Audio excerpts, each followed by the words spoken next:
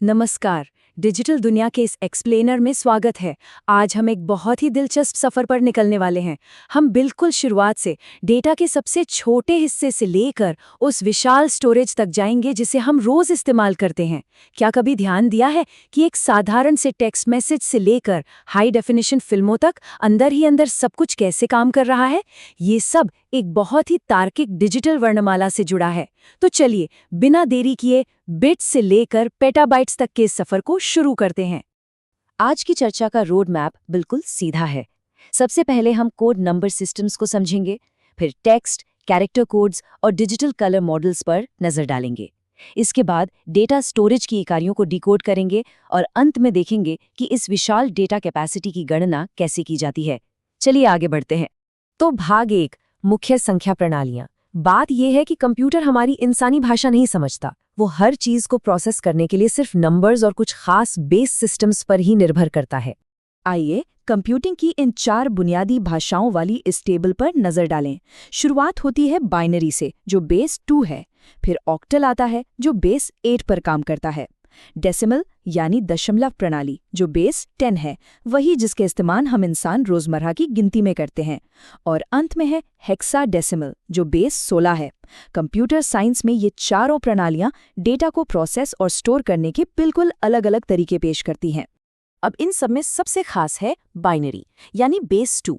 बाहर से कोई भी कंप्यूटर या सॉफ्टवेयर कितना भी कॉम्प्लेक्स क्यों न लगे, अंदर ही अंदर वो मूल रूप से सिर्फ इन 2 अंकों 0 और 1 के अनगिनत कॉम्बिनेशंस को ही पढ़ रहा होता है। ये सीधा हार्डवेयर से जुड़ा है। 1 का मतलब है ऑन यानी करंट है और 0 का मतलब ऑफ यानी करंट नहीं है। सच कहें तो पूरे डिजिटल दुनिया इसी एक फाउंडेशन पर टिकी हुई है। अब हेक्साडेसिमल यानी बेस 16 को देखिए। इसमें एक मजेदार बात है। इसे 16 अलग अलग सिंबल्स चाहिए, लेकिन हमारे पास 0 से 9 तक सिर्फ 10 ही अंक होते हैं। तो बाकी के 6 कहाँ से आए? यहाँ ये सिस्टम बड़ी चतुराई से अंग्रेजी वर्णमाला का इस्तेमाल करता है। इसलिए 10 बन जाता है ए, 11 बन जाता है बी, और इसी तरह 15 तक पहुँचते पहुँचते हम एफ पर आ जाते हैं। बाइनरी के उन लंबे उबाऊ कोड्स को छोटा और आसानी से पढ़ने लायक बनाने का ये एक बहुत ही स्मार्ट तरीका है। आगे बढ़ते हैं भाग 2 पर, टेक्स्ट और कैरेक्टर कोड। सवाल ये है कि कंप्यूटर इन 0 और 1 के अनगिनत समूहों को उन अक्षरों में कैसे बदलता है जिन्हें इंसान पढ़ सके। यहाँ ये समझना दिलचस्प है कि कंप्यूटर शुद्ध नंबर्स और अक्षरों को बिल्कुल अलग अलग तरीके से हैंडल करता है।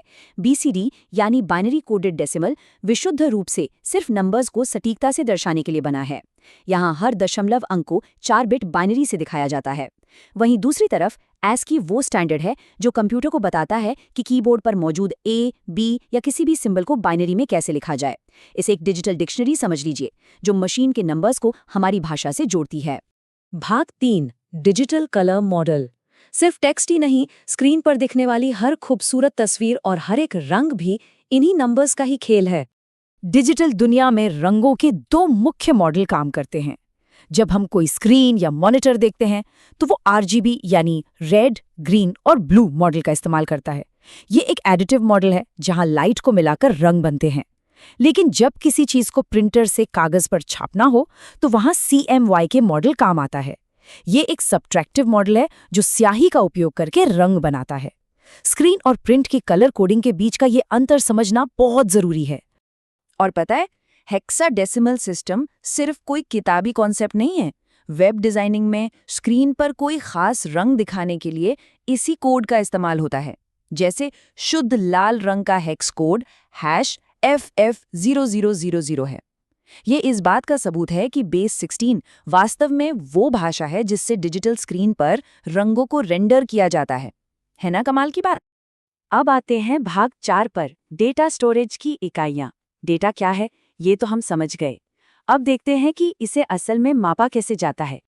चलिए इस बुनियादी ढांचे को समझते हैं। सबसे नीचे है बिट, जो डिजिटल दुनिया की बिल्कुल सबसे छोटी इकाई है, सिर्फ एक अकेला 0 या 1।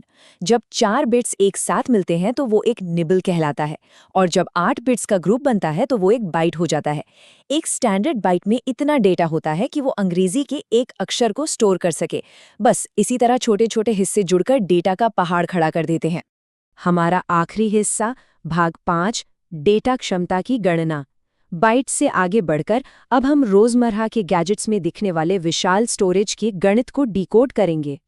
तो यहाँ सबसे अहम पॉइंट है ये, एक नंबर 1024। डिजिटल स्टोरेज की दुनिया में यही वो जादुई मल्टीप्लायर है जिस पर सब कुछ निर्भर करता है। अब सवाल ये उठता है कि 1000 क्यों नहीं, 1024 ही क्यों?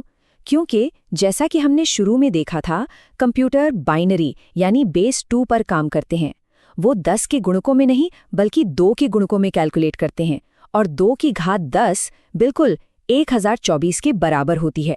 यही वो बेस फॉर्मूला है जिससे हमारी स्टोरेज कैपेसिटी कैलकुलेट होती है। ये सिलसिला बिल्कुल एक समान और एक्सपोनेंशियल तरीके से आगे बढ़ता है।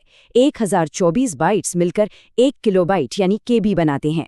फिर 1024 किलोबाइट्स मिलकर 1 मेगाबाइट यानी एमबी बनाते हैं, और 1024 मेगाबाइट से 1 गीगाबाइट यानी जीबी बनता है। ये उसी जादुई नंबर 1024 का इस्तेमाल करके लगातार सीढ़ियां चढ़ने जैसा है। लेकिन जब बात विशाल हार्ड ड्राइव्स की आती है तो एक दिलचस्प सवाल सामने आता है।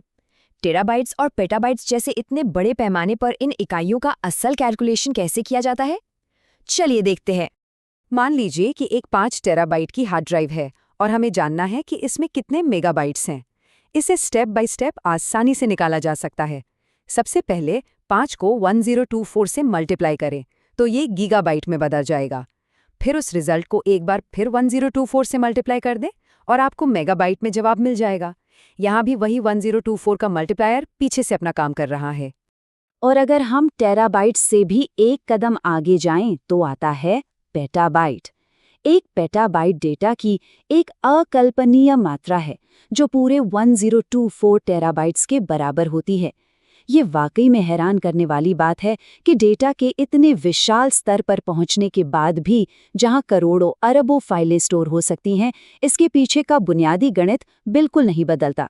वो आज भी उसी बेस 1024 के लॉजिक पर टिका हुआ है। तो इस शानदार सफर को खत्म करने से पहले जरा इस बात पर गौर करें, अगर स्क्रीन पर लिखा हुआ एक अकेला अक्षर 1 बाइट लेता है तो हाई डेफिनेशन विजुअल्स और ऑडियो के साथ आज के इस पूरे एक्सप्लेनर को स्ट्रीम करने के लिए अभी इस वक्त कंप्यूटर के अंदर कितने अरबों सूक्ष्म 0 और 1 को बिल्कुल सटीक तरीके से प्रोसेस किया गया होगा। यही डिजिटल दुनिया का असली जादू है। ऐसे ही सीखते रहें और इस अद्भुत डिजिटल ब्रह्मांड की गहराइयों को एक्सप्लोर करते रहें।